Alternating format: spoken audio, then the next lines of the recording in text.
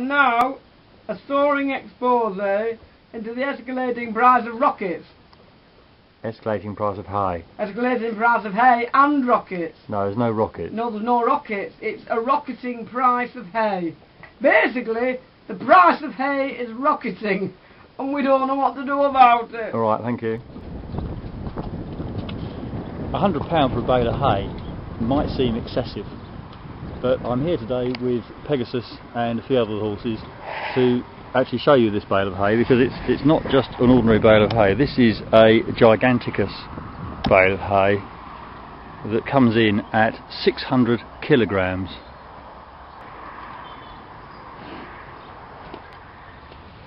With the cost of normal bale having soared to, we've been paying up to £5 for a normal sized bale of hay, we've had to take drastic action because we just can't afford to carry on those kind of prices. But buying giant sized bales, as you can see here, is about half the price. Well, not quite half the price, excuse me, I'm filming. What? Yeah, I'm filming.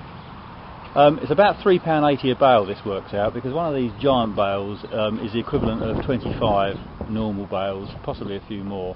So it rounds it out to around about £3.80 for a bale of hay, which is still expensive than what it was a few years ago, but I know some people have been paying up to £7 for a bale, and clearly when you've got a lot of animals you can't pay £7 for a bale of hay. That's ridiculous. We've had to make terrific economies here to try and carry on. Yeah, I'm still filming, alright?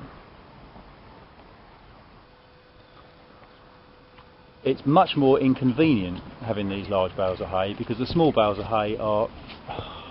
I'm going to have a chat with you and come back, hang on.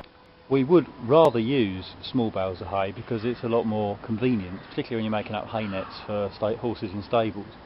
But what we're doing now is we're having a couple of these large bales delivered a week, and we're breaking off segments, carrying it into the stables and making up hay nets from that, because we're not prepared, are we, to spend £7 on a normal sized bale. So it is a lot more inconvenient, I have to say, and obviously you can't move these bales once they're delivered.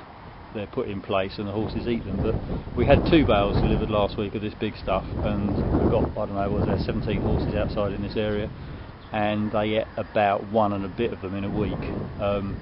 It's nice hay as well, it's very good quality hay, plenty of seed head in it, and obviously, you know, £100 for a bale that size, you can't say no. Despite the inconvenience, you have to put yourself out for making savings where the animals are concerned.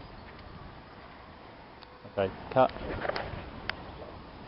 Cut. And this is our spare £100 bale, which is in this spare trough at the moment, and you just break off the cakes. And they're not light, they are heavy, but you know, and we carry them inside to the stables where we make up the hay nets, which I shall show you next.